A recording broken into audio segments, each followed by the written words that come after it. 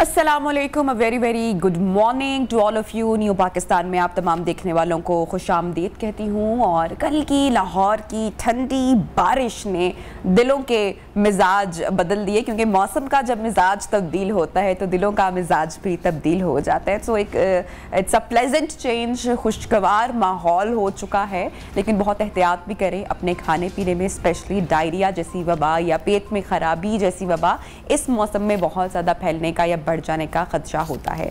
अच्छा जी, एक चीज़ मैं आपके साथ शेयर करना चाहूँगी, एक बात मैं आपके साथ शेयर करना चाहूँगी, क्योंकि रिसेंटली मैंने भी ट्रैवल किया। आपके साथ मैंने कल शेयर किया था कि वीकेंड पे I travelled to northern areas with my family. तो रास्ते में मोटरवे पर हमेशा आप एक जुमला देखते हैं, आप लोग भी ट्रैवल करते हैं, और वो लिखा होता है कि देर से पहुँचना ना पहुँचने से बेहतर है, तो तेज़ रफ्तारी से मोहतात बरतिए। अब जनाब, हम कभी नहीं सोचते कि हमारे साथ फैमिली ट्रैवल कर रही है या बड़े बुजुर्ग बैठे हुए हैं। हमें होता है कि बस हम जल्दी पहुंच जाएं, और फिर अंजाम बहुत ही खौफनाक होता है जब कोई हादसा पेश आता है। ऐसा ही एक अफसोसनाक हादसा पेश आया है गिलियात में, जहां पर एक बस ओवरटेकिंग कर रही थी। वैसे वहां के जो मकामी लोग हैं उनका ये कहना है कि दो बसें आपस में रेस कर रही थी। और आपको पता है कि गिलियात का इलाका कितने सारे पहाड़ों पर कर्व्स हैं, ट्रैफिक कितने अनयूजुअल वे में मुसलसल आगे से सामने से आती हुई दिखाई देती है। स्पीड का बहुत ज़्यादा ख्याल रखना पड़ता है, मोड़ काटते हुए राइट लेफ़्ट देखना पड़ता है। और अगर आपकी जो सवारी है वो बहुत तेज़ रफ्तारी से आगे की जानिब बढ़ रही है तो खुदा ना खास्ता ऐसी सूरत में नुकसान हो सकता है, और अल्लाह की ज़ात के सिवा आपको कोई नहीं बचा सकता। और आप ये देखिए ये कितना खौफनाक अंजाम हुआ है गिलियात में, जहाँ पर बस खाई में गिर गई, 8 अफराद जहाँ बहक हो गए, मुतअद्दिद ज़ख्मी हुए हैं। रेस लगाने की वजह से ये वाक़या ये पेश आया है। क्यों हम लोग इस तरह से अपनी जानों के साथ, अपनी ज़िंदगियों के साथ खेलते हैं? कितनी मासूम जानें आप देखें कि उनकी ज़िंदगी का ख़ात्मा हो गया, बच्चे मौजूद होंगे। कितनी हंसी खुशी हम ट्रैवल करते हैं कि हम सैर करने जा रहे हैं, कौन जाने के वापस लौट कर भी नहीं आएंगे। तो जो लोग ड्राइविंग की जिम्मेदारी निभा रहे होते हैं, जितने भी आप लोग देख रहे हैं, प्लीज़ बी केयरफुल। जब भी ट्रैवल करें, नए इलाके में जाएँ या किसी ऐसी जगह पर जाएँ तो एहतियाती तदाबीर इख्तियार करें, रेसिंग से गुरेज करें। कितनी कीमती जानें आप देखें कि ज़ाया हो गई बस के खाई में गिरने से। तो बहुत ही ये अफसोसनाक, अनफॉर्चुनेट है, दिल खराश वाक़या है। इस वक्त भी रेस्क्यू ऑपरेशन जारी है। मुतअद्दिद वो लोग जो कि ज़ख्मी आए और संजीदा नौयत के ज़ख्म आए उनको, वो भी इस वक्त हॉस्पिटल में हैं। और कितनी तकलीफ़ होती है प्यारों को देखकर, अपने प्यारों को तकलीफ़ में देखकर, और स्पेशली वो लोग जो कि अपने प्यारों से बिछड़ ही गए हैं। तो बहरहाल बहुत एहतियात करें, आप ख़ुद भी समझदार हैं लेकिन फिर भी। अच्छा जी, अब हम ज़रा बढ़ेंगे हमारे प्रोग्राम में आगे, और आज की जो पॉलिटिकल हैपनिंग है उस पर एक्सपर्ट का जो तज्ज़िया है, एनालिसिस, वो मैं आपके साथ शेयर करना जा रही हूँ। तो जनाब, इससे पहले ख़बरें आ रही थी, बहुत सारी मिक्स्ड ख़बरें आ रही थी कि लंदन में फ़ैसले किए जा रहे हैं बहुत सारे, लेकिन कुछ खबर सामने नहीं आ रही। शायद असम्बलियाँ डिज़ोल्व कर दी जाएं, मुस्लिम लीग नून नहीं चाहती कि हुकूमत मुद्दत पूरी करे, और इस तरह की बहुत सारी खबरें। लेकिन अब इन सारी अफवाहों ने दम तोड़ दिया है जनाब। कैसे हुकूमत ने PTI का जल्द इंतखाबात करवाने का जो मुतालबा है उससे इनकार कर दिया है, अपनी मुद्दत पूरी करने का फ़ैसला किया। और ये फ़ैसला गुज़श्ता रोज़ इत्तेहादी हुकूमत के रहनुमाओं के दरमियान जो मुलाकात हुई उस मुलाकात में तय पाया है। और नवाज शरीफ ने फ़ैसले की तौसीक भी की है। मुलाकात के मनाजिर भी आप देख सकते हैं। PTI चेयरमैन इमरान खान के लॉन्ग मार्च के ऐलान के बाद सियासी रहनुमाओं में मुशावरत हुई और फैसला किया गया कि कबल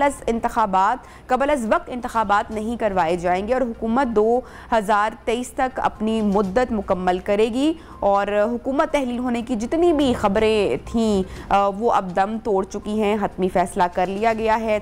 और नवाज शरीफ साहब राज़ी नहीं है, इत्तेहादी साथ नहीं है, ये सारी अफवाहें अब दम तोड़ चुकी हैं। इसी के ऊपर बात करेंगे। हमारे साथ मौजूद है senior analyst and anchor person अमीर अब्बास साहब। अमीर, थैंक यू सो मच, आपने टाइम निकाला। तो जितनी ये अफवाहें गर्दिश कर रही थी इससे पहले कि असेंबलीज डिज़ोल्व हो जाएंगी और इलेक्शन पहले करवा लिए जाएंगे, मुस्लिम लीग नून नहीं चाहती कि मुद्दत पूरी की जाए, लंदन में फैसले हो रहे हैं, मेरे ख्याल से अभी सारी अफवाहें दम तोड़ चुकी हैं।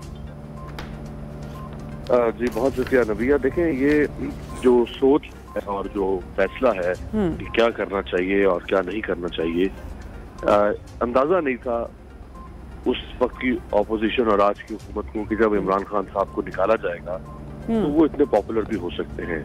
इन्होंने इमेजिन किया था कि चूंकि इमरान खान इंतहाई अनपॉपुलर लीडर हैं, इनकी बैड गवर्नेंस है, लोग इनसे नाराज हैं, ये बाय इलेक्शन हार रहे हैं, ये लोकल गवर्नमेंट इलेक्शन हार रहे हैं, ये कैंटोनमेंट के इलेक्शन हार रहे हैं और लोग इनको झोलियां उठा के बददुआएं दे रहे हैं। तो जब हम इनको वोट ऑफ नो कॉन्फिडेंस से बाहर निकालेंगे तो इनको 2-4 दिन के बाद कोई वेलकम नहीं करेगा।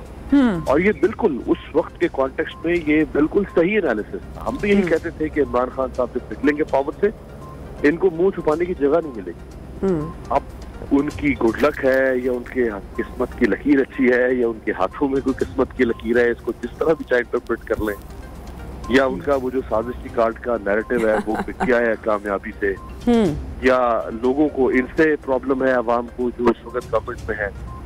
बहरहाल वो एक मिसकैलकुलेशन हो गई शदीद नौयत की। और अब हुकूमत ये समझ रही थी कि अगर हम जल्दी इलेक्शन में चले जाएंगे तो चूंकि इमरान खान बहुत पॉपुलर हो चुके हैं, कहीं ऐसा ना हो कि इमरान खान कम बैक करें और मजीद ज्यादा वोटों के साथ, यानी कम से कम और कुछ नहीं तो जिसको 1/3 मेजोरिटी कहते हैं, ये सिंपल मेजोरिटी कहते हैं, जो पहले नहीं थी खान साहब के पास। चले 2/3 तो बहुत दूर की बात है, तो शायद ये सिंपल मेजोरिटी के साथ वापस आ सकते हैं। दूसरी तरफ उनके ऊपर प्रेशर अपनी गवर्नेंस का भी है, महंगाई है, IMF के साथ डील है, लोगों की उनके साथ तवक्कुआत हैं, क्योंकि वो इमरान खान को बुरा भला कहते थे 3.5 साल। अब लोग उनसे तकाजा करेंगे बहरहाल कि भाई आपने अगर एक शख्स को निकाला है तो आप जवाब दें, अब आप उसकी जगह पे आ गए हैं तो अब आपको वो सब करना है जो आप बाहर बैठ के बातें करते थे। तो अब अगर ये ठहरते हैं हुकूमत में तो आए रोज इनके ऊपर बैगेज बढ़ता जाएगा। जैसे देखें डॉक्टर शीरी मजारी की गिरफ्तारी का मामला हुआ, यानी एक दिन पहले इमरान खान साहब ने मरियम बीबी के बारे में नामुनासिब बात की, सारा मीडिया उनको क्रिटिसाइज कर रहा था, सोशल मीडिया पे लोग क्रिटिसाइज कर रहे थे। अगले ही दिन इन्होंने डॉक्टर शीरी मजारी साहिबा को गिरफ्तार करके सियासी हिमाकत की। वो इमरान खान जो पंचिंग बैग बने हुए थे वही इमरान खान ने इनको पंचिंग बैग बना। तो आप जितना अरसा हुकूमत पर रहेंगे आपसे हिमाकतें भी होंगी, आपसे गलत फैसले भी होंगे। जैसे सुप्रीम कोर्ट का फैसला आ गया 63A के सिलसिले में, वो भी हुकूमत के खिलाफ चला गया। सुप्रीम कोर्ट ने जो सुओ मोटो नोटिस ले लिया वो भी हुकूमत के खिलाफ चला गया।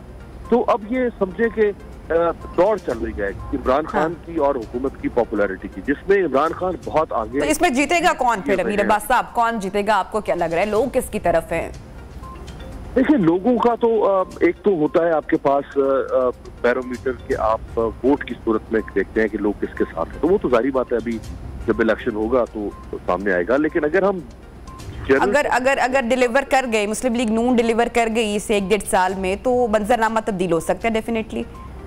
जी बिल्कुल। देखिए ना अब एक मोमेंटम है आज इमरान खान के नैरेटिव का, तो जरूरी तो नहीं कि वो मोमेंटम आज से 3 माह के बाद भी बरकरार रहे, 6 माह के बाद भी बरकरार रहे, आहिस्ता आहिस्ता वो मोमेंटम डाइल्यूट होता चला जाएगा। ठीक, इसी वजह से इमरान खान फ्रस्ट्रेट हुए और उन्होंने जो कल लॉन्ग मार्च शुरू कर रहे हैं और वो इस्लामाबाद पहुंच रहे हैं, क्योंकि वो चाहते हैं कि ये जो उनका मोमेंटम है जो वो ना टूट पाए, कन्वर्ट।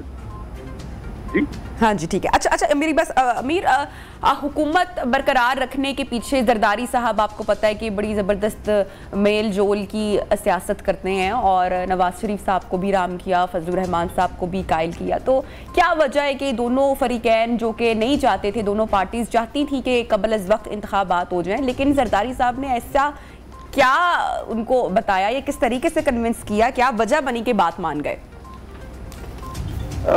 देखिए जरदारी साहब के पास क्योंकि सिंध में गवर्नमेंट है और जरदारी साहब हमारी जो पार्लियामेंट्री पॉलिटिक्स है वो उसके बहुत बड़े खिलाड़ी, बल्कि वो स्टार हैं। और ये सारी जो वोट ऑफ नो कॉन्फिडेंस और जोड़ तोड़ हुई, इसमें आसिफ अली जरदारी साहब का सबसे प्रोएक्टिव रोल है। ना सिर्फ प्रोएक्टिव रोल था बल्कि उन्होंने बहुत सारे लोगों को जमानतें भी दे रखी, यानी उनके जो कंसर्न्स थे या रेजर्वेशन थे वो जरदारी साहब ने दूर किए थे। नून लीग के ऊपर एतमाद नहीं कर रहे थे लोग, वो जरदारी साहब पर लोग एतमाद कर रहे थे। तो अब जरदारी साहब की क्योंकि सिंध में गवर्नमेंट है, वो किसी सूरत में नहीं चाहेंगे कि उनकी गवर्नमेंट खत्म। और इससे पहले भी यानी आप देखें कि जब नून लीग ने और मौलाना ने शुरू में कहा था इलेक्शन के बाद हमें नहीं बैठना चाहिए असम्बलियों में, मरियम बीबी कहती रही तो उस वक्त जरदारी साहब थे, बिलावल थे जो कहते थे कि नहीं हमें पार्लियामेंट में बैठ के अपना एहतजाज रिकॉर्ड करवाना चाहिए। इसी तरह से जब बाद में असम्बलियां छोड़ने की बात हुई कि हम इस्तीफे दे देते हैं, आपको याद होगा मुस्लिम लीग नून ने तो उन्होंने तो अपने MNA से इस्तीफे भी जो है वो सिंबॉलिकली लिखवा के और कहा था जी हम जमा करवा रहे हैं को, लेकिन उस वक्त भी पीपल्स पार्टी ने कहा कि आप ये मत करें। तो वो चाहते हैं कि हम ये जो अरसा है इस पार्लियामेंट का बाकी 1.25 साल का वो मुकम्मल करें।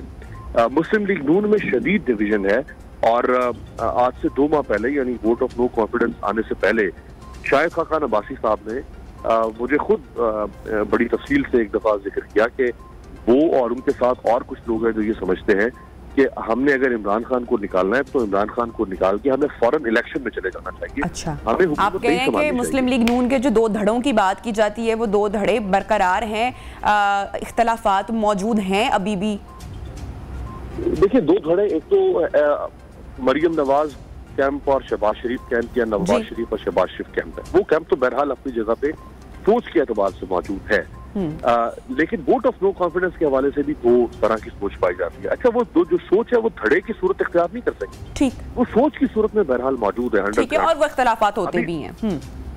जी बिल्कुल। तो अभी भी अगर आप देखें तो शाहिद खान अब्बासी अभी भी 2-4 रोज पहले भी वो कह चुके हैं कि हमें मजीद आगे नहीं चलना चाहिए। नवाज शरीफ साहब का भी कंसर्न है, मरियम बीबी सरगोदा के जलसे में ये बात। ठीक अमीर अब्बास साहब, बहुत शुक्रिया, आपने टाइम दिया न्यू पाकिस्तान को। और बहरहाल ये बात तो अब खुलकर सामने आ चुकी है कि हुकूमत, जो इत्तेहादी हुकूमत है, वो कबल अज वक्त इंतखाबात के लिए नहीं जा रही है। ताहम PTI इमरान खान साहब का यही डिमांड है, यही मुतालबा है, और जो लॉन्ग मार्च किया जा रहा है जिसकी कॉल 25 मई को भी दे दी गई है, उनका यही मुतालबा है कि जल्द अज जल्द इंतखाबात करवाए जाए। अब देखना यह है कि ऊंट किस करवट बैठेगा। लेंगे ब्रेक और ब्रेक के बाद आपको दोबारा ज्वाइन करेंगे, साथ रहिए।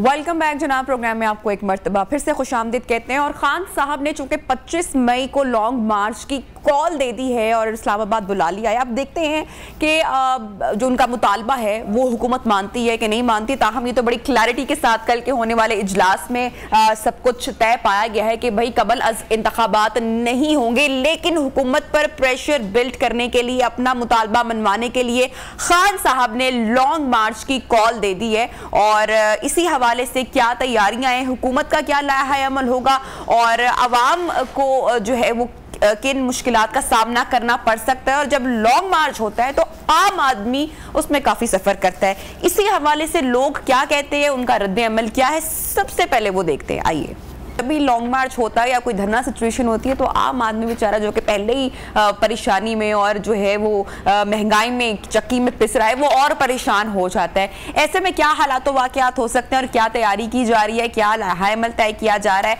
कौन से रास्ते खुले होंगे, कौन से बंद होंगे। धरना पॉइंट से इस वक्त हमारी न्यू की न्यूज रिपोर्टर आमना चंजुआ मौजूद है, उनसे बात करते हैं। अस्सलाम वालेकुम, गुड मॉर्निंग आमना।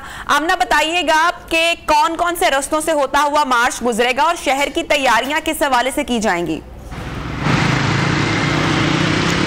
जी बिल्कुल, इस वक्त मैं श्रीनगर हाईवे पे मौजूद हूँ। ये वो पॉइंट है जहाँ पे PTI ने इस्लामाबाद इंतज़ामिया को दरख्वास्त दी हुई है कि यहाँ पर वो जो है अपने मार्च का इख्तिताम करेंगे और यहाँ अपना पावर शो दिखाएंगे। PTI की तरफ से 25 लाख लोगों को इस्लामाबाद लाने का दावा किया गया है। ये एक बड़ा दावा है क्योंकि इस्लामाबाद की खुद आबादी 25 लाख नहीं है, यहाँ पर कोई ऐसी जगह मौजूद नहीं है जहाँ पर 25 लोग समा सकें। तो इसके साथ ही जैसे ही लॉन्ग मार्च का ऐलान किया गया है उसके बाद जो है वो इस्लामाबाद इंतज़ामिया जो है मुतहरिक हो गई है इस्लामाबाद के शहरियों को सहूलियात देने में, उनकी मुश्किलात कम करने के लिए। आज जो है वो रेड जोन को तकरीबन जो है वो सील कर दिया गया है। सिर्फ वाहिद रास्ता जो है वो रेड जोन को जो जाने वाला है वो मारगला रोड है, उसको खोला गया है। मारगला रोड पे आपको बताती चलूँ कि मारगला रोड पे वाहिद रास्ता खुला होने की वजह से ट्रैफिक जो है वो बेतहाशा बढ़ चुका है और सरकारी दफातर भी हैं जिसकी वजह से सरकारी मुलाजमीन भी सुबह अपने दफातर का रुख करते हैं। एक तरफ शदीद गर्मी है, दूसरी तरफ जो है वो ट्रैफिक का रश बढ़ने की वजह से, क्योंकि ज़्यादातर सड़कें जब बंद कर दी जाती है तो एक सड़क जो खोली जाती है उस पर रश जो है वो बढ़ जाता है। तो सरकारी मुलाजमीन जब सुबह निकले हैं दूसरे रोज़मर्रा के कामों के लिए, जब शहरी बाहर निकले तो वो बिल्कुल स्ट्रक होकर रह गए हैं ट्रैफिक में। और दूसरा आपको बताती चलूँ कि आज बोर्ड का मैट्रिक के इम्तहानात भी हैं, आज उनका पेपर भी है, ओ लेवल के भी पेपर है। तो तलबा भी जो है वो एक तरफ एग्ज़ाम्स की परेशानी लेके चल रहे हैं, दूसरी तरफ उनको अपने तालीमी इदारों में जो वैक्सीनेशन सेंटर्स तक पहुंचने के लिए इस तरह की सिचुएशन का सामना बताइएगा। जिस जगह पर आप मौजूद हैं और हुकूमत ने भी रेड जोन एरिया को सील करने का कहा है ऑब्वियसली, और आपने जैसे कि बताया अभी कि स्टूडेंट्स के इम्तहानात भी हैं, खुदा ना खास्ता इमरजेंसी की सूरत में भी कोई हॉस्पिटल को जा रहा होगा, सरकारी मुलाजमीन है या जो आम दफातर जाने वाले लोग हैं उनको खासा मसला दरपेश आ सकता है अगर ट्रैफिक का निज़ाम मुतासिर होता है। यहाँ से ऑल्टरनेट शाहराह कौन सी है, या ट्रैफिक का प्लान बी भी कोई तैयार किया जा रहा है या कर लिया गया है? जी देखिए, इस वक्त जो है वो रेड जोन की अगर बात की जाए मुकम्मल तौर पर सील है। सिर्फ वाहिद सड़क जो है वो मारगला रोड है वो खोली गई है, जिसकी वजह से उस पर खासा रश है। श्रीनगर फिलहाल खुली हुई है क्योंकि यहाँ पर पीटीआई के कोई इंतजाम नहीं किए गए, ना ही तो कोई पीटीआई की तरफ से वर्कर्स हैं या ना ही कोई उनकी तरफ से बैनर्स लगाए गए। पीटीआई की यहाँ पर कोई तैयारी मौजूद नहीं है। हाँ, जैसे ही लॉन्ग मार्च की कॉल दी गई थी तो पुलिस एहलकार, इस्लामाबाद की जो पुलिस एहलकार है उनकी छुट्टियाँ मनसूख कर दी गई थी। आपको मेरे अकब में भी नजर आ रहे होंगे पुलिस की जो भारी नफलिया वो यहाँ पर तैनात कर दी गई है ताकि किसी भी तरह के नाखुशगवार वाक़े से को जो रोका जा सके। इसके अलावा मैं आपको बताती चलूँ कि इमरान खान साहब जब भी अपोजिशन में जाते हैं तो उनके धरने और इस तरह की चीज़ें जो हैं वो आम हो जाती हैं। इमरान खान साहब जब हुकूमत में थे तो उस वक्त उन्होंने कहा था कि मैं जब हुकूमत में से बाहर निकलूँगा तो मैं खतरनाक साबित होऊंगा। तो वो खतरनाक जो है वो इस्लामाबाद और रावलपिंडी के शहरियों के लिए साबित हो रहे हैं, हुकूमत के लिए हो रहे हैं कि नहीं।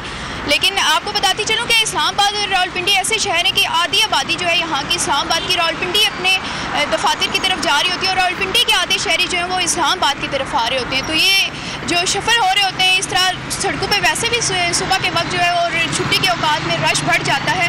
और अब तो गर्मी भी है, मई का महीना एंड हो रहा है तो इस्लामाबाद में कहर बरसाती जो है वो गर्मी है। शदीद गर्मी में भी शहरी जो है वो बाहर निकलते हैं। ट्रैफिक इतना ज़्यादा जब देखने को मिलता है तो उनका कहना यही है कि हम एक तरफ जो है वो अपने इन परेशानियों में लगे हैं, महंगाई बढ़ गई है, पहले कोरोना ने हमारे जो रोज़गार थे उनको मुतासिर किया है, ऊपर से जो इस तरह के खान साहब जो है कुछ ख्याल करें अपनी हुकूमत में थे वो जो है वो उन्होंने लॉकडाउन में भी जो तिजारती मराकज़ हैं वो बंद नहीं होने दिए। तो आप ख्याल करें कि पहले हम लोग जो है वो बिल्कुल कोरोना के मारे हुए हैं, उसके बाद बिल्कुल। और आमना मुझे लग रहा है कि आप भी काफ़ी परेशान दिखाई दे रही हैं। ऑब्वियसली जहाँ पर तमाम लोग जो रिहायशी होते हैं या जो वो ऑब्वियसली परेशानी का उनको सामना करना पड़ता है और हर शख्स का ये कंसर्न होता है कि उनका जो मामूलात ज़िंदगी है वो किसी तरह मुतासर ना, क्योंकि ऑब्वियसली महंगाई है, बढ़ती हुई महंगाई ने फिर लोड शेडिंग के जो मामलात हैं, हर इंसान इस वक्त बहुत ज़िद और एंजाइटी का शिकार दे रहा है। और ऐसे में ट्रैफिक जो है वो सोने पे सुहागा अगर मिल जाए और लोग अपनी मंजिल पर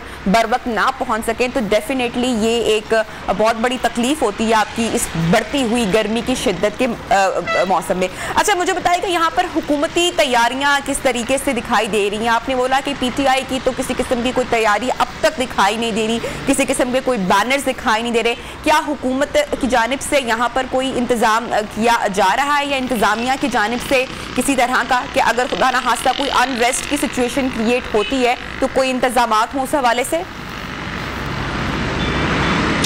जी देखिए, आज वज़ारत दाखिला का अहम इजलास भी है, इसी हवाले से उसमें अहम फैसले किए जाएंगे। इसके अलावा मैं आपको बताती चलूँ कि इस्लामाबाद के थानों में जो यहाँ की पीटीआई क़यादत की जो मुकामी क़यादत है उसकी लिस्टें भी तैयार कर ली गई हैं। गिरफ्तारियाँ भी हो सकती हैं, रात छापे भी मारे गए हैं, लेकिन जो है आमिर गियानी की तरफ से इस्लामाबाद हाई कोर्ट में दरख्वास्त दायर की गई है गिरफ्तारियों की बंदिश के लिए। अच्छा आमना, इससे पहले तो हुकूमत ने कहा था कि लॉन्ग मार्च की मुकम्मल इजाज़त है और पुरअमन तरीके से मार्च किया जाए, कोई ऐसी बात नहीं है, लेकिन जो ये अब छापों का सिलसिला शुरू हुआ है इसकी डिटेल्स थोड़ी सी फराहम कीजिएगा हमारे नाजरीन के लिए।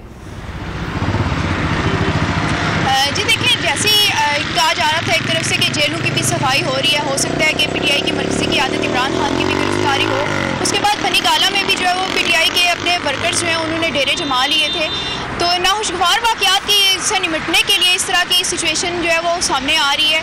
दूसरा आपको बताती चलूँ कि 25 लाख लोगों का जो दावा किया जा रहा है, 25 लाख इस्लामाबाद की आबादी नहीं है और यहाँ पे कोई भी ऐसी जगह नहीं है कि 25 लाख लोग जो है वो यहाँ पर जमा हो सकें। इससे हवाले से हमने जब यहाँ की पीटीआई के रहनुमाओं से बात की है तो उनके पास भी कोई जवाब नहीं था, क्योंकि 25 लाख सिर्फ लोगों को इस्लामाबाद लाना ही काफ़ी नहीं होता, क्योंकि यहाँ पे इंतजामात भी होने चाहिए, खाने पीने के इंतजामात, दूसरे उनके हाजत वगैरह के इंतजाम जो हैं वो भी करने चाहिए। लेकिन यहाँ पर अभी तक PTI ने जहाँ पर जलसा करना है वहाँ पर कोई बैनर तक नहीं लगाया इस हवाले से। तो क्या इंतजाम किए होंगे आप? उनके पास कोई जवाब नहीं था PTI के रहनुमाओं के पास। इस वजह से भी हुकूमत जो है वो चाह रही है कि ताकि शहर जो, क्योंकि इस्लामाबाद में कोई एक्टिविटी होती है तो ऑटोमेटिकली रावलपिंडी भी उससे मुतासिर होता है। तो दो शहर जो हमारे मुतासिर हो जाएंगे। इन नाखुशगवार वाक़यात से निपटने के लिए हुकूमत जो है वो इस तरह के इक़दाम कर रही है। अच्छा आमना, जिस शाहराह पर आप अभी मौजूद हैं, श्रीनगर हाईवे पर आप मौजूद हैं, इसके साथ कौन कौन सी अहम शाहराहें जुड़ती हैं? और अगर यहाँ पर ट्रैफिक का निज़ाम मुतासिर होता है तो पूरे शहर में ट्रैफिक का निज़ाम मुतासिर होने का कितना खदशा है? जी बिल्कुल, ये बड़ी अहम शाहराह है श्रीनगर शाहराह। ये वही शाहराह है जहाँ पर मौलाना फजल रहमान ने भी धरना दिया था।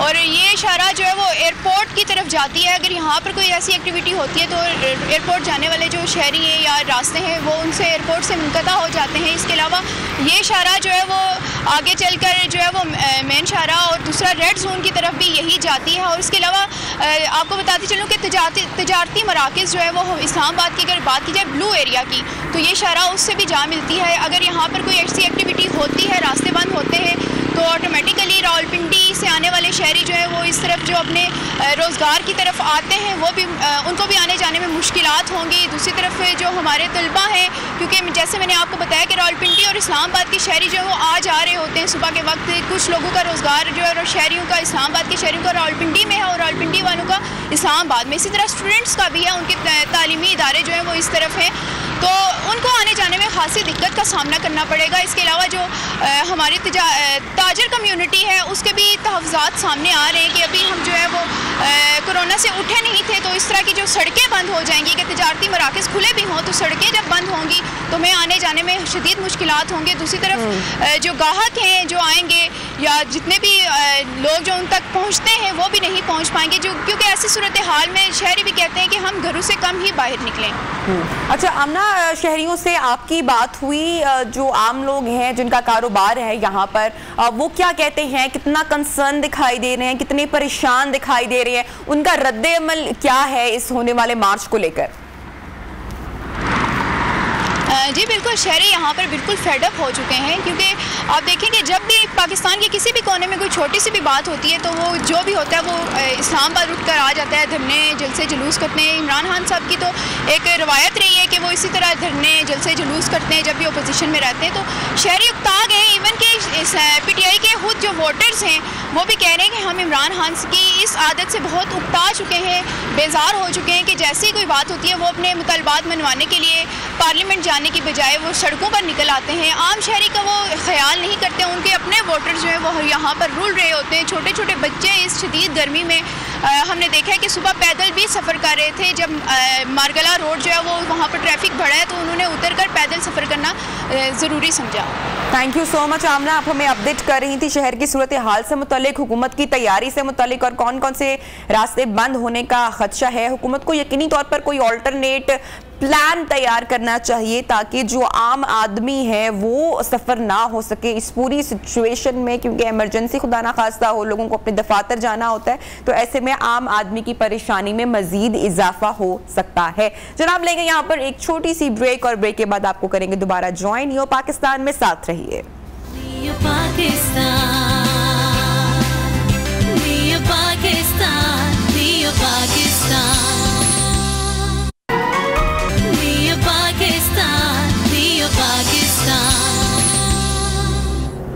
वेलकम बैक और आपको प्रोग्राम में खुशामदीद कहते हैं एक मरतबा फिर से। आपके साथ कल भी एक ख़बर शेयर की थी, बलूचिस्तान का इलाका ज़िला शिरानी जहां पर कायम कोह सुलेमान के जो कदीम जंगलात हैं, जलगोज़े के ये जंगलात हैं और यहाँ पर गुज़श्ता 15 रोज़ से आग लगी हुई है जिसने कदीम जलगोज़े और जैतून के जंगलात को अपनी लपेट में लिया गया। अच्छा, अगर हम अब इस इलाके की बात करें तो ये कोई आम जंगलात नहीं है, ये काफ़ी वसी तर जंगलात हैं और इस इलाके में जलगोज़े के जंगलात का शुमार दुनिया के बड़े जंगलात में होता है। ये सुलेमान रेंज में जंगल है, दुनिया का एक अहम जंगल माना जाता है और मजमूई तौर पर 26,000 एकड़ पर ये मुहित है। यहाँ से हर साल 650 से लेकर 675 मेट्रिक टन का जो चिलगोज़ा है वो पैदा होता है और मजमूई तौर पर चिलगोज़े की 2.6 अरब की तिजारत भी होती है। बहरहाल इस इलाके को बड़ा अहम तस्वुर किया जाता है और आग से पहाड़ पर जंगलात का बड़ा हिस्सा मुतासिर हुआ है और यहाँ से लोग अचानक आसमान से यकीनी तौर पर ज़मीन पर आ जाएंगे क्योंकि ये मुतासिर हुआ है। इस वक्त नुकसान है, मैं समझती हूँ ये पाकिस्तान के जंगलात के हवाले से कोशिश की जा रही है बहरहाल, लेकिन अब तक काबू क्यों नहीं पाया गया? गुज़श्ता 15 दिनों से it's a big question mark, सवालिया निशान है। इसका जवाब लेने की हम कोशिश ज़रूर करेंगे। हमारे साथ मौजूद हैं फरा अजीम शाह, तर्जुमान बलूचिस्तान हुकूमत। फरा साहिबा, बहुत शुक्रिया आपने टाइम निकाला। बताइएगा कि इस वक्त क्या सूरत हाल है, कितने फीसद आग पर काबू पाया जा चुके हैं और क्या कोशिशें की जा रही हैं? जी बिस्मिल्लाहिर्रहमानिर्रहीम।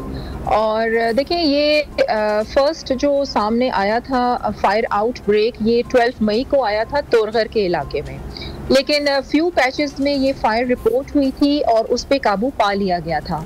उसके बाद ये सिलसिला 18 से शुरू हुआ है और 20th को इसने शिद्दत इख्तियार की थी। तो पिछले 15 दिन जो आपने मुझे कहा, आप बता रही थी अपने इब्तदाई उसमें रिपोर्ट में, तो ये 15 दिन नहीं है। अच्छा। तो ये 20th से जो आग की शिद्दत थी वो ज्यादा बड़ी है। और अब मैं आपको ये भी बता दूं कि अल्हम्दुलिल्लाह गवर्नमेंट ऑफ बलूचिस्तान की कोशिशें, जितने भी वहाँ पर organisation, stakeholders, PDMA, FAO और हमारा जो पाक आर्मी है, उनकी कोशिशों की वजह से 90% जो है वो आग पे काबू पा लिया गया है। और आज ही इस्लामिक रिपब्लिक ऑफ ईरान की तरफ से जो एयरक्राफ्ट आना था वो पहुंच चुका है और उसने अपना एरियल स्प्रे जो है वो शुरू कर दिया है। मैम, नुकसान कितना हुआ? ये जितनी देर आग लगी रही है इसमें कितना नुकसान हो गया अब तक? ये जी देखिए, ये तो अब हमें जो फाइनल रिपोर्ट आएगी ये उसके बाद मैं आपको बताऊंगी, क्योंकि अभी तक तो आग पे काबू पाने की जो कोशिशें है उसमें हम 90% जो हैं वो कामयाब हो चुके हैं। और मैं यहाँ बड़ी अहम बात ये भी बता दूं कि ये जो एरियल स्प्रे एयरक्राफ्ट के जरिए हो रहा है ये इसलिए हो रहा है कि मजीद कोई उसमें ऐसा ना हो कि वो मजीद आग भड़के। उसको कंट्रोल करने के लिए ये एरियल स्प्रे जो है ये बहुत फायदेमंद साबित होगा। और जो 90% है वो अल्हम्दुलिल्लाह आग पे काबू पा लिया गया है। और आपके प्रोग्राम की तवज्जुह से मैं लोगों को ये भी बताना चाहती हूँ कि जिससे आप सोशल मीडिया पर कुछ पिक्चर्स देख रहे थे, कुछ आग की पिक्चर्स, कुछ जंगलात की पिक्चर्स, तो वो बलोचिस्तान के डिस्ट्रिक्ट शहरानी के जंगलात की पिक्चर्स नहीं हैं। लोगों ने कहीं ऑस्ट्रेलिया के जंगलात की, तो पता नहीं कौन से मुल्कों की जंगलात की जो पिक्चर्स हैं वो उठा के सोशल मीडिया पे लगा के और बगैर तस्दीक किए फिर वो आगे से आगे शेयर करते जाते हैं। देखें, ये एक पैनिक क्रिएट करता है। तो हमारी जो सूबाई हुकूमत है, हमारी एडमिनिस्ट्रेशन है, हमारे जो सेक्रेटरी फॉरेस्ट हैं वो ऑन साइट मौजूद हैं। और जिस तरह चीफ मिनिस्टर ने, ऑनरेबल प्राइम मिनिस्टर ने टास्क फोर्स जो थी वो तश्कील दे दी थी, अल्हम्दुलिल्लाह 90% आग पे काबू पा लिया गया है। जी मैम, जो मीडिया रिपोर्ट सामने आ रही है उसमें आग की शिद्दत अभी भी ज्यादा बताई जा रही है, लेकिन आप कह रही हैं कि सिर्फ 10% आग बुझाने का सिलसिला बाकी है। अच्छा, मुझे बताइएगा कि जितने वसाइल इस्तेमाल होने चाहिए थे क्या उतने इस्तेमाल हुए हैं? रिपोर्ट सामने ये आ रही हैं, खबरें ये सामने आ रही हैं कि हेलीकॉप्टर की तादाद उस तरीके से नहीं थी, वरना आग पर जल्द काबू पाया जा सकता था अगर रिसोर्सेज ज्यादा होते। जी अच्छा, देखिए आपको मैं यहाँ ये भी बताती चलूं कि इस किस्म की जो एक्सट्रीम पे फर्स्ट टाइम ये फायर आउटब्रेक यहाँ पर हुआ है, इससे पहले कभी नहीं हुआ। तो इसलिए भी आपको पता है कि जो गवर्नमेंट थी वो अलर्ट नहीं थी, लेकिन अब प्रॉपर प्लानिंग जो है SOPs के साथ नेशनल लेवल पर तैयार की जा रही है और वो जल्द इंशाल्लाह फाइनलाइज हो जाएगी। उस हवाले से भी मैं आपको अपडेट करूंगी। तो इस तरह का जब पहले कभी भी पास्ट में ऐसा कोई वाकया नहीं हुआ, इस बार ये बहुत ज्यादा एक्सट्रीम पर ये फायर आउटब्रेक जो है वो गया है। थोड़ा सा मैं आपको तफसील बताती हूँ कि जो ये तौरगर का हमारा इलाका है और जो चमाजई का इलाका है, यहाँ पर ये जो रीजन है, सोर्स है इस आग की, वो पता लगाई जा रही है। हमारा जो खजूरी का इलाका था और जिमरी का जो इलाका था, वहां पर ये लाइटनिंग के वजह से ये आग वहां पर फैली। और जो खजूरी का इलाका था, वहां पर जो लोकल लोग हैं उनकी गैर जिम्मेदारी की वजह से, जिस तरह वो आपको पता है पिकनिक मनाने के लिए लोग चले जाते हैं, सिलेंडर साथ लेके चले जाते हैं, तो हुकूमत बलूचिस्तान ने अब ये भी आगाज किया है कि ऐसे इलाकों में अवेयरनेस कैंपेन जो है वो चलाई जाए ताकि लोगों को ये पता हो कि ये कितने सेंसिटिव एरियाज होते हैं। जी बिल्कुल सेंसिटिव एरिया है और नुकसान होना बेशक मुल्क का नुकसान है। मैम मैं आपसे पूछना चाह रही हूँ कि जब भी हमारे मुल्की हालात बुरे होते हैं तो हम देर से हम इमदाद मांगते हैं, दूसरे ममालिक उसमें आते हैं, हमारी मदद भी करते हैं, लेकिन जब इस तरह कुदरती आफत का कोई मसला होता है और कुदरती नुकसान होता है तो तब भी मेरे ख्याल से हमें थोड़ी सी मदद हासिल करनी चाहिए हमारे हमसाया मुल्क की। मैं आपसे पूछना चाह रही हूँ कि जो ईरान का जहाज जो टैंकर था, क्या वो इस्तेमाल में लाया गया? क्या उनसे मदद मांगी गई किसी किस्म की? जी देखिए, जिस तरह मैंने आपको कहा कि ये जो फायर फाइटिंग एयरक्राफ्ट है ईरान से वो पहुंच चुका है, लेकिन इस्तेमाल हुआ है अभी तक? जितना जी बिल्कुल, वो देखिए 90% तो काबू पा लिया गया था, लेकिन अभी मजीद कुछ ऐसी जगह होती हैं, कुछ ऐसे पैचेस होते हैं कि दोबारा से कोई चिंगारी होती है और आग भड़क जाती है। अच्छा, मैं यहाँ ये भी आपको बताती चलूं कि चिलगोजा एक ऐसा पौधा है कि अगर, हालांकि इसकी उम्र तो बहुत लंबी होती है, लेकिन इसमें अगर आग लग जाए तो ये फिर काफी देर तक उसमें पेनिट्रेट करती है और फिर फैलती भी बहुत तेजी से है। अच्छा, यहाँ पर जो वेदर था ना, अब ये आग मजीद जो फैली है और बहुत एक्सट्रीम पर गई है, इसकी वजह ड्राई एंड ड्राउट वेदर भी था and high velocity of wind भी इसका रीजन था। लेकिन इस तरह का वाकया जो है ना वो पहले कभी नहीं हुआ, अब पहली बार हुआ है, तो इसके हवाले से तमाम जो अदारे हैं वो अलर्ट हो गए हैं। हम इसमें इंटरनेशनल जो ऑर्गेनाइजेशंस हैं उनको भी शामिल कर रहे हैं। जिस तरह आपने इमदाद की बात की, मदद की बात की, अब we are very much alert, we are making एक मुस्तनद जो प्लान है उस पे हम काम कर रहे हैं, उसको जल्द फाइनलाइज कर लिया जाएगा ताकि अगर इस किस्म के कोई वाकयात होते हैं उससे पहले ही हम अलर्ट हो जाएं और on the spot in time तमाम जो इमदादी कार्रवाइयां हैं वो हो जाएं। अच्छा मैम बताएगा, 26,000 एकड़ पर मजमूई तौर पर ये इलाका है, निहायत अहम जंगल है, कितना इलाका आग से मुतासिर हुआ? ये 3,800 एरिया जो है ये मुतासिर हुआ है। ठीक है, और इसकी बहाली, इन जंगलात की बहाली दोबारा मुमकिन होगी?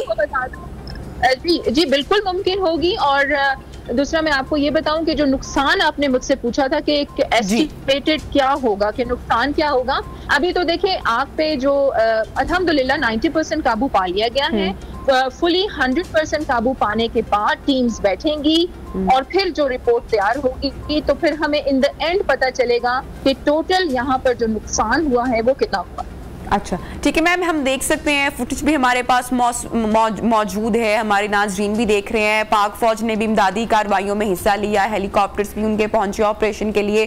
जो बलूचिस्तान के सिविल इदारे हैं वो भी इसमें शामिल रहे, या कौन कौन से इदारे और रेस्क्यू ऑपरेशन में शामिल रहे? जी, इसमें आप हमारी जो फॉरेस्ट डिपार्टमेंट है, गवर्नमेंट ऑफ बलूचिस्तान, और खुद जो हमारे सेक्रेटरी फॉरेस्ट है वो वहाँ पर मौजूद है। इस टास्क फोर्स को वो हेड कर रहे हैं। इसमें PDMA का अदारा मौजूद है, फुली इक्विपमेंट उन्होंने प्रोवाइड की है। 1122 जो है रेस्क्यू टीम्स वहाँ पर मौजूद है, और आज वो खैबर पख्तूनख्वा से भी fire brigade with their equipments with the staff site पर मौजूद हैं। FAO की सपोर्ट हासिल है, रिलीफ आइटम्स और जितने भी इक्विपमेंट्स थे वो उन्होंने प्रोवाइड की हैं। PDMA की तरफ से 3 ambulances, 1 fire truck, 1 van, 1 satellite vehicle और 15 रेस्क्यू पर्सन्स जो हैं वो प्रोवाइड किए गए हैं। और यहाँ पे मैं आपको ये बताऊं कि कुछ छोटे छोटे गांव भी थे करीब के एरियाज में, तो वहाँ जो लोग थे वो वहाँ से शिफ्ट होने में थोड़ा सा रेजिस्ट कर रहे थे, लेकिन अल्हम्दुलिल्लाह हमारी जो एडमिनिस्ट्रेशन है वो उन्होंने समझा दिया और अब उनको महफूज मकाम पर शिफ्ट कर दिया गया है, और वो तकरीबन कोई 400 के करीब लोग हैं। थैंक यू सो मच साहिबा, आप हमारे साथ।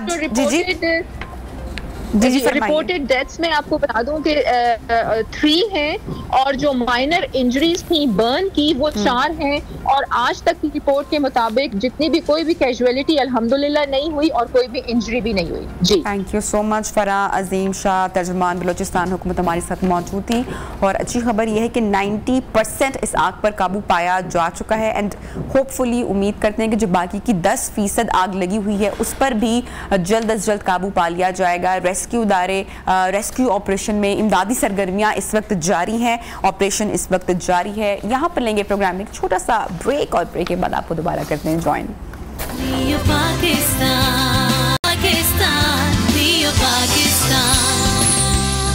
Welcome back. आपको प्रोग्राम में एक मरतबा फिर से खुशामदीद कहते हैं और लगता है कि जो ये सदी है उसमें वबाई अमराज तेज़ी के साथ फैल रहे हैं। पहले एक अरसे तक हम कोरोना वायरस से लड़ते रहे, निमटते रहे और उससे बचते रहे और अब एक और बीमारी सामने आ रही है जिसने दुनिया के कई ममालिक को अपनी लपेट में ले लिया है और इस वायरस का नाम बताया जा रहा है मंकी पॉक्स। और जनाब मंकी पॉक्स एक ऐसा मर्ज है जिसने बहुत तेज़ी के साथ फैल रहा है। पाकिस्तान में अभी तक केसेस रिपोर्ट नहीं हुए लेकिन ऑस्ट्रेलिया, यूरोप और अमेरिका में बहुत तेजी के साथ ये फैल रहा है। ये कैसे फैलता है और खुदा ना खास्ता पाकिस्तान में आने के इसके चांसेस तो नहीं है। स्क्रीन पर आप देख भी सकते हैं कि किस तरह से बॉडी पर दाने से बन जाते हैं और जिस्म का बुरा हाल हो जाता है। इसका इलाज क्या है, कैसे है, ये सारी बातें हम जानेंगे। मियां नवीद इस वक्त हमारे साथ, हमारे चैनल के सीनियर न्यूज रिपोर्टर इस वक्त हमारे साथ मौजूद हैं।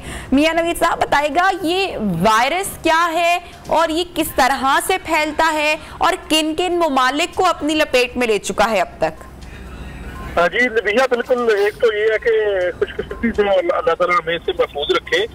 कल एक खदशा जाहिर हुआ था जिन्ना अस्पताल में, उसके बाद हमने इन्वेस्टिगेशन की लेकिन वो खुशकिस्मती से वो जो है वो मंकी पॉक्स का केस नहीं निकला, वो कुछ और किन का केस था जो मारूसी मर्ज थी।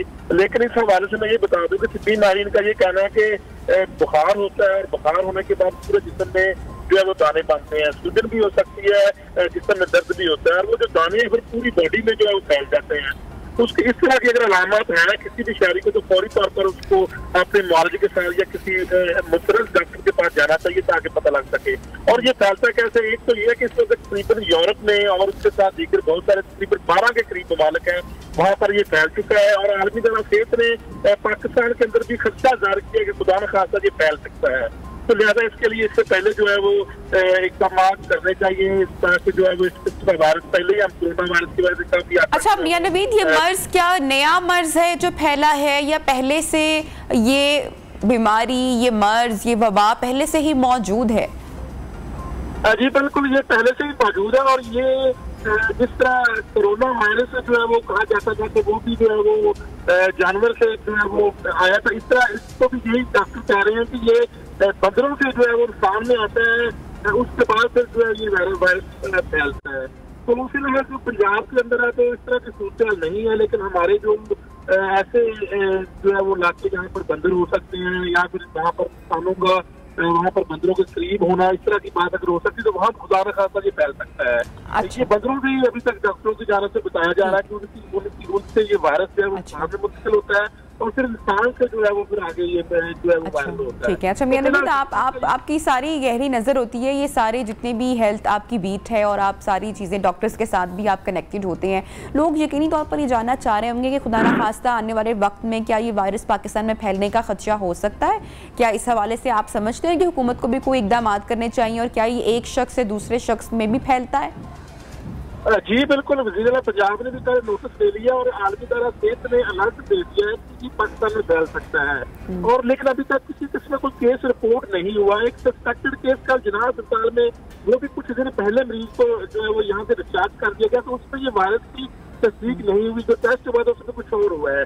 तो ये जो केस है इसके ऊपर यकीनी तौर पर हमारी हुकूमत को जो इकदाम करने चाहिए। ये फैल सकता है, एक दूसरे से ये फैलता भी है। ज़ाहिर है मरीज के पास अगर कुछ जाता है तो उसे ये वायरस लग सकता है, क्योंकि ये भी एक वायरस ही है और जो वायरस एक दूसरे से इसी तौर पर मुंतकिल होता है। तो फिलहाल हमें जो है वो इसके ऊपर एक तो ये है कि अभी तक किसी किस्म का ये केस पूरे पाकिस्तान में रिपोर्ट नहीं हुआ। दूसरा ये कि ये फैल सकता है, ये डॉक्टर भी कहते हैं। तीसरा ये कि मैं ये भी एक बात बता दूं कि ये जो वायरस है, डॉक्टर का ये कहना है कि इससे डरने की जरूरत नहीं है, इसको हम कंट्रोल कर सकते हैं, इससे इंसान को बचाया जा सकता है, क्योंकि जो चीचक है ये चीचक की तरह ही एक जो है वो ये वायरस है। अच्छा, और इसके असरात, इसकी अलामात, इसके सिम्टम्स कितने दिन तक रहते हैं?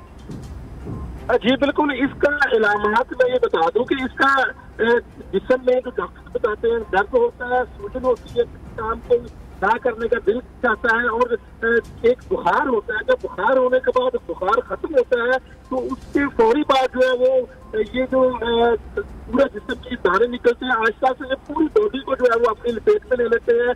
और ये ज़ाहिर मरीज को अगर कोई आम शख्स देखना चाहे तो देखने को तो दिल नहीं करता, ऐसी खतरनाक सूरत पैदा हो जाती है।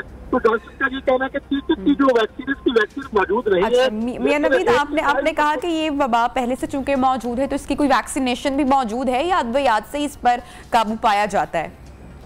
जी, इसकी कोई ऐसी वैक्सीन मौजूद नहीं है, लेकिन डॉक्टर का यही कहना है कि 85% वैक्सीन चीचक की जो वैक्सीन है जो मौजूद है हमारी सोसाइटी में, वो वैक्सीन अगर लगाई जाए तो उसके ऊपर वो इस बल के खिलाफ जो है वो दूसरा मुदाफत पैदा करेगी, क्योंकि चीचक और ये जो मौकी पॉक्स का मिलता जुलता मर्ज है। और यही वजह है डॉक्टर का ये कहना है कि इसकी वैक्सीन तो मौजूद नहीं है, लेकिन जो चीचक की वैक्सीन है वो 85% काम करेगी, लिहाजा वो वैक्सीन लगेगी। तो इससे महफूज रखने के लिए अपने आप को शारी जो है वो चीचक की जो वैक्सीन पहले ही जो है वो मार्केट में मौजूद है, सरकारी सतह पर भी लगाई जाती है, और आमतौर पर बच्चों को भी जो है वो वैक्सीन लगाई जाती है। बच्चे चीचक का शिकार होते हैं, लेकिन उनको बचाने के लिए वो वैक्सीन इस्तेमाल की जाती है। Thank you so much. Mian Naveed हमारे साथ शामिल गुफ्तगू थे और मंकी पॉक्स से मुतल्लिक हमें बता रहे थे, और अल्लाह का करम है, अल्लाह का शुक्र है कि पाकिस्तान में इसका कोई केस रिपोर्ट नहीं हुआ। ताहम वज़ीर आला पंजाब ने इस बात का नोटिस भी ले लिया। अच्छा जी, अब मैं आपकी मुलाकात करवाने जा रही हूँ प्रोग्राम के इस हिस्से में पाकिस्तान के एक यंग टैलेंट से। अच्छी बात यह है कि जो हमारी फिल्म इंडस्ट्री है, हमारी जो ड्रामा इंडस्ट्री है, हमारी जो मूवीज़ की डायरेक्शन की फील्ड है, इसमें अब जो नौजवान नस्ल आ रही है, जो यंग टैलेंट आ रहा है, वो सिर्फ किसी सिफारिश के तहत नहीं आ रहा, बल्कि ये लोग पढ़ लिख कर फिल्म एंड डॉक्यूमेंट्री को हर तरीके से स्टडी करके एक्सपीरियंस कर रहे हैं और बड़ा ज़बरदस्त और बड़ा अच्छा काम कर रहे हैं। ऐसे में ही एक बनाई गई शॉर्ट फिल्म अभी कैन में धूम मचा रही है, जिसका नाम है क्लाशनकोफ। 18 मिनट की ये डॉक्यूमेंट्री, ये शॉर्ट मूवी है, और इस फिल्म की डायरेक्शन जनाब की है, हमारे साथ मौजूद है महरोज़ अमीन, जिन्होंने फिल्म का स्क्रीन प्ले और डायरेक्शन की है, साथ ही साथ इसके को प्रोड्यूसर भी हैं। तो महरोज़ से हम बात करते हैं और उनको अपने प्रोग्राम में खुशामदीद कहते हैं। अस्सलाम वालेकुम एंड गुड मॉर्निंग, कैसे हैं आप? वालेकुम अस्सलाम, गुड मॉर्निंग। मैं ठीक हूँ, आप कैसे हैं? मैं बिल्कुल ठीक ठाक हूँ। सबसे पहले तो मैंने कॉन्ग्रेचुलेशंस कि आपकी जो शॉर्ट फिल्म है वो कैन तक पहुँच गई है, वहाँ पर धूम मचा रही है। तो मुझे सबसे पहले इस मूवी के बारे में बताइएगा और इस जर्नी के बारे में बताइएगा। Thank you so much. First of all thanks to Neo News कि उन्होंने अपॉर्चुनिटी दी कि यहाँ मैं आज आके इस फिल्म के बारे में बात कर सकूँ। और जर्नी बहुत इंटरेस्टिंग रही, क्योंकि जब आप शुरू कर रहे होते हैं और आपके इर्द गिर्द वो सब लोग हैं कि जो एक चीज़ को लेकर एक चीज़ से प्यार करते हैं, फिल्म से प्यार करते हैं और वो फिल्म बनाना चाहते हैं, कहानी कहना चाहते हैं, तो बहुत खूबसूरत एनर्जी होती है आपके इर्द गिर्द। सो जब हमने ये आइडिया इनिशिएट किया तब हमें ये तो अंदाज़ा था कि यहाँ के लोग इस फिल्म को बहुत पसंद करेंगे, क्योंकि इसका कनेक्शन उस टाइम से है जब हमारा सिनेमा बहुत अरूज पे था। 80s का सिनेमा, जब सुल्तान राय साहब जैसे बड़े लोग लेजेंड्स थे और अभी भी हैं बहुत सारे लोगों की नज़रों में, और अभी भी उनका जिक्र हर जगह पे होता है। आई फील सो ग्लैड कि हमारी जो यंग जनरेशन है वो हमारे इतने बड़े लेजेंड्स को या स्टार्स को जानती है, और कि वाकई पहचानना, उनकी कदर करना अपने हीरोज़ की ये बड़ी बात है। वरना हमारे जो अभी की जो यंग लॉट है वो काफ़ी डिस्कनेक्ट से दिखाई देते हैं 80s या 70s के सिनेमा से। हाँ बिल्कुल, उस पर हम आते हैं। पहले हम क्लाशनकोफ के बारे में थोड़ा सा डिस्कस कर लेते हैं, क्योंकि हमारी फिल्म उस कल्चर और सिनेमा से बहुत ज़्यादा कनेक्टेड है। अच्छा, कैसे कनेक्टेड है? क्या इसका कंटेंट किस तरह हमारा कंटेंट उस टाइम के लोगों को, चाहे वो म्यूजिशियंस थे, चाहे वो सपोर्टिंग कास्ट थी, चाहे वो मेन लीडिंग कैरेक्टर्स थे, उन सबको डेडिकेट है ये फिल्म कि जिस तरह से वो वक्त के साथ सिनेमा डिवॉलिश तो हो गया लेकिन वो हमारी पहचान है। We should be proud of that कि ऐसा सिनेमा दुनिया में कभी हुआ नहीं, चाहे कंटेंट जैसा भी था उस पर वो डिबेटेबल बात है, लेकिन मुझे ये रियलाइज हुआ कि ये थीम आपने बड़ा सोच समझ के आपकी टीम ने कि ये करना चाहिए, ये इंटरेस्टिंग होगा, ये पसंद किया जाएगा, तो करते वक्त ये ख्याल जहन में आया था कि इंटरनेशनली भी इसको इतनी पजीराई मिलेगी और कैन तक पहुंच जाएगा? मुझे उम्मीद थी, मैं पॉजिटिव था कि जितने प्यार से मुझे लगता है कि जब आप किसी चीज़ को दिल से करते हैं तो अल्लाह अपनी बरकत ज़रूर डालता है उसमें। सो मुझे ये उम्मीद थी कि अगर हम कर रहे हैं और हमारा काम इतना ज़्यादा नेचर से कनेक्टेड है कि आपको कहीं ना कहीं वो रंग या रोशनी नज़र आ जाती है कि इसमें खुदा की रजामंदी है। तो जब हम ये बना रहे थे जिस लोकेशन पे, ये फिल्म टोटल 18 मिनट की वन टेक फिल्म है। सो हम जिस लोकेशन पे शूट करने गए, इत्तफाकन एक गली थी मॉल रोड के ऊपर जहाँ पे हमने शूट करना था, तो हमने एक दिन पहले रिहर्सल की। जब पहुँचे तो पता चला कि वहाँ की लाइट्स ऑफ हैं और वहाँ पे कोई डिस्प्यूट चल रहा है। फिर एट द सेम टाइम हमें इम्प्रोवाइज करना पड़ा क्योंकि we didn't have the budgets कि हम दूसरे दिन आते शूट करते, सब टीम थी, सारे आर्टिस्ट इकट्ठे थे। तो हमने उसी टाइम एक नई लोकेशन ढूंढी, उसके अकॉर्डिंगली हमने उसे लाइट अप किया और हमने वहाँ पे पूरी फिल्म को शॉट किया। अच्छा, मूवी का नाम है क्लाशनकोव। क्लाशनकोव ये कहाँ से इंस्पिरेशन है? हमारी फिल्म में 2 पुराने गाने हैं, एक है लोग की कहंदे दुनिया गोल, वाह, और एक गाना है मैम नूर जहाँ का मैं क्लाशनकोव, वाह। तो उनके इस गाने के टाइटल के ऊपर हमारी फिल्म का टाइटल है। Very nice. तो अब भाई क्लाशनकोव को इतना पजीराई मिली है और माशाल्लाह लोग पसंद भी कर रहे हैं, इंटरनेशनली वहाँ तक पहुँची है, तो क्या इरादा है फॉर फ्यूचर कि किस तरह के टॉपिक्स, कोई ऐसा थीम, कोई कल्चर से ही हमारे रिलेटेड या वहीं से इंस्पायर होकर आइडियाज़ आप समझते हैं कि लोग देखना चाहते हैं, या अब इसको इतना अच्छा रिस्पॉन्स आया है तो नेक्स्ट अब आप क्या करना चाहते हैं? नेक्स्ट मैं यही करना चाहता हूँ, मुझे लगता है कि हमारे कल्चर के अंदर बहुत सारी कहानियाँ हैं, हमारे बहुत सारे कैरेक्टर्स हैं जो हमारी ऑडियंस के लिए बहुत रिलेटेबल और इंटरेस्टिंग हो सकते हैं। मैं उनके बारे में ही कहानियाँ लिखना भी चाहता हूँ और बनाना भी चाहता हूँ। और इसी सिलसिले में जब मैं फिल्म इंस्टीट्यूट में था, सो हमने सोचा कि क्यों ना हम एक जगह क्रिएट करें जो कि लोगों के लिए बहुत इंटरेस्टिंग हो और वहाँ पे हर तरह का आर्टिस्ट आके यूनाइट करके अगर कहानी कहना चाह रहा है तो वो कह सके, और हम उसकी एक बेस लाइन बने जिसका नाम हमने चल फिर सिनेमा रखा। Very nice. जिसका आइडिया ये था कि हम लोग फिल्म्स बनाएंगे और हम ट्रैवल करेंगे और डिफरेंट जगह जाके फिल्म्स को स्क्रीन करेंगे ताकि हमारी ऑडियंस भी एजुकेट हो कि आज का यंगस्टर कैसी कहानी कहना चाह रहा है। वैसे महरोज आप खुद इतने गुड लुकिंग है माशाल्लाह, आपने क्यों नहीं फिल्म में एक्ट किया या करेंगे वैसे आगे इरादा रखते हैं? जी, एक ड्रामे में अभी काम करने का मौका मिला है और प्रॉबेबली मैं करूँगा ज़रूर, लेकिन मेरा मेन फोकस और जो चीज़ मैं करना चाहता हूँ मुझे लगता है वो कहानी कहना है, तो आल डायरेक्ट मोर। अच्छा, क्या करना चाहिए हमारे जो शॉर्ट डॉक्यूमेंट्रीज हैं जो बड़े अच्छे, उनके समटाइम्स बहुत अच्छे उन्वान भी होते हैं, इंटरनेशनली भी उनको पजीराई मिलती है, लेकिन समटाइम पाकिस्तान में उनको वो मकाम नहीं मिलता या उस तरह से नहीं होता, तो उसके लिए आपको लगता है कि एफर्ट्स होनी चाहिए, क्या करना चाहिए? मुझे लगता है उसके लिए एफर्ट्स होनी चाहिए। एफर्ट दोनों तरफ से है, क्योंकि मुझे लगता है कि जो दरमियान में ब्रेक आया है इतना सारा जिसमें उस तरह से फिल्म्स और चीज़ें और सिनेमास बंद हो गए।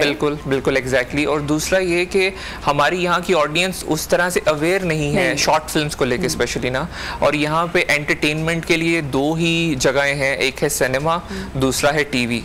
तो टीवी का कंटेंट यूजुअली शॉर्ट फिल्म उस तरह से सपोर्ट नहीं करती समटाइम्स, तो मुझे लगता है कि अभी एफर्ट हमारी तरफ से ज्यादा होनी चाहिए कि हम किसी ना किसी तरह इंडस्ट्री को भी सपोर्ट करना चाहिए, स्पेशली जो शॉर्ट फिल्म्स डॉक्यूमेंट्रीज आ रही हैं, यकीनी तौर पर सिनेमा या टीवी पर उनको जरूर चलाना चाहिए ताकि और अच्छा ज्यादा से ज्यादा काम हो सके। Mehroz, thank you so much, आपने टाइम निकाला फॉर आवर शो। प्रोग्राम का वक्त यहाँ पर होता है खत्म, कल होगी आपसे मुलाकात एक नए ब्रांड न्यू एपिसोड के साथ। अपना बहुत सारा ख्याल रखिए, कल मिलते हैं जी, अल्लाह हाफिज।